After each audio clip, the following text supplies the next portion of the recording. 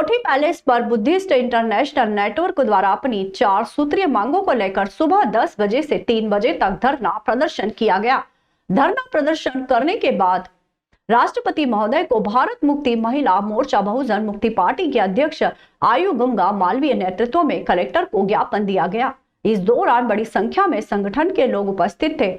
भारत मुक्ति मोर्चा जिला अध्यक्ष परमानंद राठौर ने जानकारी देते हुए बताया कि अपनी मांगों को लेकर चरणबद्ध आंदोलन कर रहे हैं, पर सरकार की ओर से हमारी ओर कोई ध्यान नहीं दिया जा रहा है। राष्ट्रपति महोदय के नाम ज्ञापन देकर प्रमुख मांगे की है। महाबोधि महाविहार प्रबंधन बौद्ध समाज के हाथों में नहीं है, जिससे महाबोधि महाविहार की पवित्रता और बौद्ध धर्म की परंपराओं का उल्लंघन हो रहा है।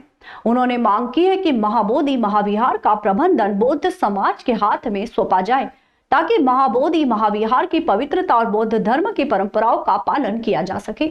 धरने के दौरान अध्यक्ष आयु गंगा मालवीय ने संबोधित करते हुए कहा कि प्रशासन महाबोधि महाविहार को अबौद्धों से मुक्त करने के लिए कदम उठाए। उन्होंने कहा कि ये महाबोधि महाविहार बौद्ध धर्म के अनुयायियों के लिए बहुत पवित्र है, इसका प्रबंधन बौद्ध समाज के हाथ में होना चाहिए। ज्ञापन के माध्यम से संगठन के लोगों ने मांग की है कि सभी समस्या का जल्द से जल्द निराकरण किया जाए। कलेक्टर के प्रतिनिधि ने ज्ञापन लेकर समाजजनों को राष्ट्रपति महोदय तक ज्ञापन पहुंचने का आश्वासन दिया। मांग नहीं मानी गई तो वे 22 मार्च को रैली प्रदर्शन किया जाएगा। इसके बाद 9 अप्रैल जेल भरो और 1 जुलाई को भारत बंद का ऐलान किया है। इस मौके पर समाज सेवी मोहन लाल मकवाना, हीरा लाल अहरावत, रणजीत सिंह महर, मदन मालवीय आदि बड़ी संख्या में मूल निवासी बहुजन समाज इकट्ठा हुए थे। भारत मुक्ति महिला मोर्चा बहुजन मुक्ति पार्टी जाहिर समर्थन संगठन को देती हूँ। जय मूल निवासी, जय भीम, जय भारत, जय संविधान। जो हमारा महाविहार है बौद्धों का और यूनेस्को द्वारा मान्यता प्राप्त, वह सिर्फ भारत की धरोहर नहीं विश्व की धरोहर है। 1949 के अंदर बिहार की विधानसभा में एक कानून बना दिया गया था, जो पहले भी ब्राह्मणों के कब्जे में था, और छुड़ाने के लिए जब बात हुई, हमारे धम्मपाल जो बुद्धिस्टों ने, अनार्किक धम्मपाल थे, उन्होंने आंदोलन छेड़ा, उसमें बात की गई थी, तो उन्होंने संयुक्त एक समिति बनाई जिसमें ब्राह्मणों को रखा गया और बुद्धिस्टों को भी रखा गया, पर ब्राह्मणों की संख्या ज़्यादा है। हम चाहते हैं कि जब बौद्धों का विहार है तो बौद्धों के हाथ सुपुर्द कर दिया जाए, और 1949 वाला जो कानून है उसको निरस्त करके कानून में संशोधन करके एक नया कानून बना दिया जाए, जिसमें उस कानून के अंतर्गत वो बौद्धों की विरासत है तो बौद्धों के हाथों में जानी चाहिए। यही हमारी मांग थी। ये चरणबद्ध आंदोलन जो चल रहा है, इसमें हम सभी साथ सहयोग दे रहे हैं।